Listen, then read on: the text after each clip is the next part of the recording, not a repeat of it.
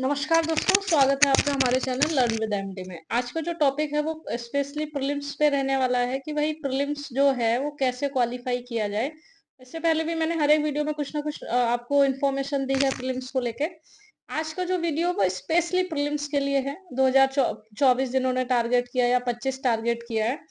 देखिए, सबसे पहले जो इम्पोर्टेंट बात ये है कि पहले तो आप अपने दिमाग को और खुद को मैसेज दीजिए कि भाई प्रीलिम्स के लिए बहुत मेहनत करनी है, इसमें कतई कोई संदेह नहीं है। तो एक तो आप ये भी जान लीजिए कि बहुत ज्यादा किताबों के चक्कर में मत पड़ो। किताबों से सिलेक्शन नहीं होते बहुत ज्यादा, एक आधी किताब पढ़ी जा सकती है। आप सोचे सारे सब्जेक्ट जो हैं किताबों से ही कंप्लीट करें तो वो संभव नहीं है। और आप सोचते हैं कि मतलब इतना सारा मटेरियल है, आप उसमें इतना खो जाते हैं, वो सब नहीं करना है। देखिए, प्रीलिम्स का सीधा साधा रास्ता है। मैं उसी सीधे साधे रास्ते पे बात करूंगी। इधर उधर की बात ना मुझे करना आता है, और मुझे लग रहा है वो शायद बात आपको समझ में भी नहीं आनी चाहिए। तो सबसे पहले मैं बात कर लेती हूँ। देखिए, प्रीलिम्स के लिए सबसे इम्पोर्टेंट है कि भाई आप पहले तो आराम से नोट्स बनाएं। आपने 25 का टारगेट किया है तो उस हिसाब से अपने नोट्स बनाएं, 2 3 4 महीने लें। और अगर आपने 24 टारगेट किया है तो आप 1 1.5 2 महीने में नोट्स बना के खत्म करें। नोट्स आपके खुद के होने चाहिए, गांठ बांध लो। किताबों से पढ़ाई नहीं होती। सोचो, अगर रिवीजन करना हो तो किताबें लेके बैठोगे एग्जाम से पहले? नहीं ना।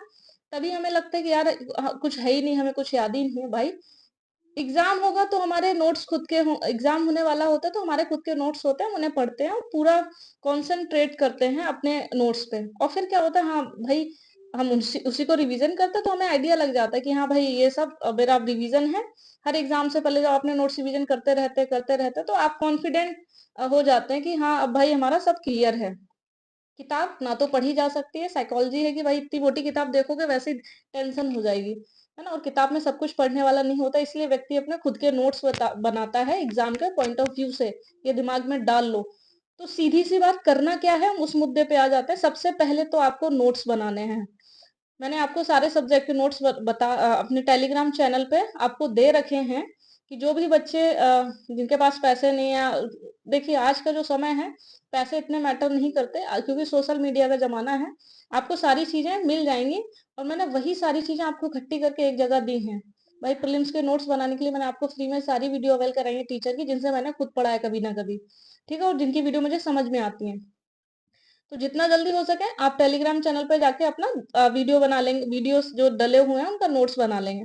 और उनमें जो नहीं है वीडियो, एक इन्वायरमेंट की नहीं है, वो इसलिए नहीं क्योंकि इन्वायरमेंट आपको घटना चक्र जो आता है पतला सा इतना, आपको बस वही करना है, उससे बाहर कभी नहीं आया। मेरा खुद का इतना एनालिसिस है, एक्सपीरियंस है, तो कभी नहीं आया उससे बाहर, तो काफी है घटना चक्र। और यूपी स्पेशल के लिए आपका परीक्षा वाली काफी है, उसमें भी बहुत सारा नहीं पढ़ना है, पूरा पॉइंट पढ़ना है। ठीक है, इस बात को गांठ मान लेता हूँ। सारे सब्जेक्ट मैंने वहां दे रखे हैं। और बाकी के सोर्सेस की बात की है तो क्या, परीक्षा वाड़ी से यूपी स्पेशल कर लेंगे, और आप अपना घटना चक्र का से अपना इन्वायरमेंट कर लेंगे। और क्या बचा है, जनगणना का जो भी है, जनगणना आप अपनी खुद बना लें। अगर होगा तो मैं आप कमेंट्स करेंगे तो मैं आपको अपने नोट्स प्रोवाइड करा दूंगी जनगणना के। ठीक है, प्रीलिम्स के लिए तो यही सारी चीजें इंपॉर्टेंट। फिर बचता है करंट अफेयर। देखिए, करंट अफेयर बहुत आसान है, मेरा बहुत एक्सपीरियंस है, मैं मेरे दोस्त सारे मिलके करंट अफेयर पर बहुत काम करते हैं। तो हम क्या करते हैं भाई, देखिए, सीधी सी अपनी स्ट्रैटेजी बिल्कुल सीधी रखो कि भाई तुमको भी समझ में आए, हमेशा समझ में, ये नहीं कि इतनी ज्यादा बड़ी बना लो कि खुद को ही ना समझ में आए। सीधी सी है भाई, इधर अपने नोट्स बना लो जितने सब्जेक्ट मैंने दे रखे हैं, और 2 किताबें बताई, इन दोनों किताबों से कंप्लीट कर लेंगे। अब करंट अफेयर की बात करेंगे तो करंट अफेयर क्रॉनिकल पतली वाली आती है, हम आपको प्रोवाइड कराएंगे करंट अफेयर। ठीक है, आप उसके लिए निश्चिंत रहेंगे, है ना। एक बार कमेंट्स भी करेंगे कि हाँ आपको करंट अफेयर के लिए चाहिए, तो वो भी कमेंट्स भी एक बार कर देंगे। हम करते क्या है वो आपको बता दें। करंट अफेयर के लिए, करंट अफेयर के लिए पतली वाली क्रॉनिकल आती है, 30 35 रुपए, कुछ 40 के आसपास आती है। हम उसके जो इम्पोर्टेंट होते हैं, इतना आइडिया रहता है कि कौन सा क्वेश्चन आने वाला है, कौन सा आ सकता है, तो उसके हिसाब से हम अपने 5 6 नोट्स बना ले, 5 6 पेज के नोट्स बना लेते हैं। तो अब सोचिए, 1 महीने का जो करंट अफेयर था वो 5 6 पेज में आ गया।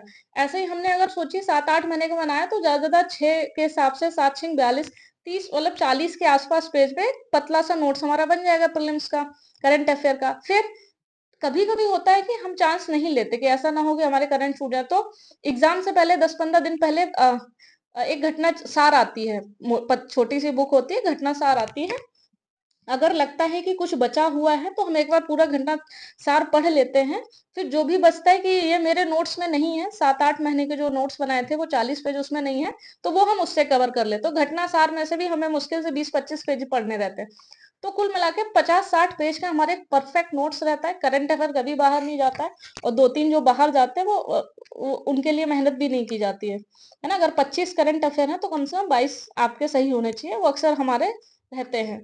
तो देखिए सीधी से स्ट्रैटेजी है कि भाई मैंने आपको बताया कि भाई प्रीलिम्स के लिए क्या करना है, नोट्स जाके बना लो। इससे ज्यादा आपको कोई कुछ नहीं बता सकता। अगर आपको बहुत अच्छा अच्छा सुनने की आदत, तो यूट्यूब पे बहुत सारे चैनल हैं, वहां जाइए, कोई आपको रोकने वाला नहीं है। लेकिन याद रखना, जो मेहनत आपको अगर चलना है तो रास्ता बिल्कुल सीधा रखिए, और यही ही रास्ता है। अगर आपको जल्दी सिलेक्शन चाहिए, आप ठोकर खा के अगर आपको नहीं सीखना है, तो जो मैं बता रही हूँ वैसा आप कर लेंगे। आप अपने नोट्स को अच्छा वक्त दीजिए, उसमें वक्त लगेगा। जिस दिन आप क्लासेस कंप्लीट कर लेंगे, आपको लगेगा कि हाँ भाई कुछ है, अब हमारे पास कुछ है। मतलब आपको अपनी नॉलेज में लगेगा कि हाँ अब अच्छा हो गया है मेरा नॉलेज। आपको थोड़ा सा थोड़ा क्या काफी कॉन्फिडेंस आने लगेगा कि हाँ अब मैं कर सकता हूँ या कर सकती हूँ। और आप अगर वही किताबों के चक्कर में पड़ेंगे, लोगों के सोर्सेज ढूंढते फिरेंगे, तो बस फिर वही करते रहिएगा, है ना? ना मैं आपसे कोई पूछने जा रही हूँ, ना आपको कोई फिर खास बताना है, आप ऐसे ही अपना समय काटते रहेंगे। सिलेक्शन लेने के लिए गंभीर हो जाइए, इधर उधर की चीजें मत छोड़िए। जितना मैं बता रही हूँ बहुत ईमानदारी से बता रही हूँ, गारंटी भी लेती हूँ कि आप इतना करेंगे। आपको मेहनत खुद ही करनी है, इस आपको दूसरा रास्ता दिखा सकता, मैं सिर्फ और सिर्फ आपको रास्ता दिखा रही हूँ। मेहनत आपको खुद ही करनी है, तो इसलिए मेहनत कीजिए खूब।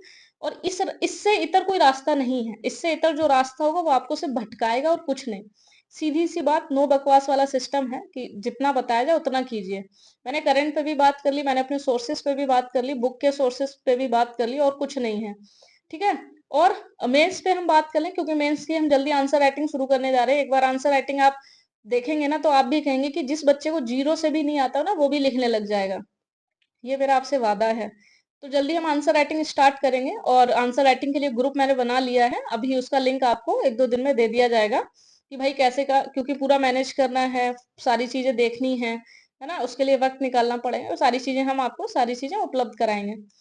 और आंसर राइटिंग करने से पहले प्री का तो चलो ये हो गया। डाउट होंगे भाई मेंस के लिए क्या करें?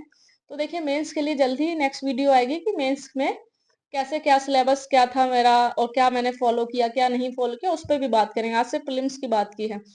जो मेंस करने से पहले एक बार जो मेरी नेक्स्ट वीडियो आएगी, उससे पहले आप मेरे चैनल पे जाके सिलेबस एनालिसिस देख लो मेंस का, क्योंकि वो बहुत इंपॉर्टेंट है। अगर वो नहीं देखोगे तो मेंस नहीं समझ में आएगा। और एक केवल वीडियो भी देख लोगे ना, तो चीजें समझ में आ जाएंगी कि हाँ मैं जो कह रही हूँ वो सच कह रही हूँ, इधर उधर से फालतू की बकवास नहीं कर रहे हैं। ठीक है? आप वो सिलेबस देखिए, मैंने बहुत गंभीरता से और बहुत ही डिटेल में समझाया। एक बार उसको समझ लिया, और सिलेबस ऐसे ही किया जाता है। एक बार सिलेबस समझ में आ जाएगा, उसके बाद आपके लिए मेंस बहुत बड़ी चीज नहीं है। फिर मैं आपको टॉपिक वाइज जो मेंस है उस पर हम बात कर लेंगे। ठीक है? तो आज का जो प्रीलिम्स है, अगर आपकी और क्यूरीज होंगी, क्यूरी जो भी होंगी वो आप कमेंट्स कर देंगे। ठीक है? बाकी हम आपका जुड़ने के लिए बहुत बहुत शुक्रिया, और आप सभी जीवन में और अपने करियर में बहुत अच्छा करें। आपको ढेर सारी शुभकामनाएं। Thank you so much.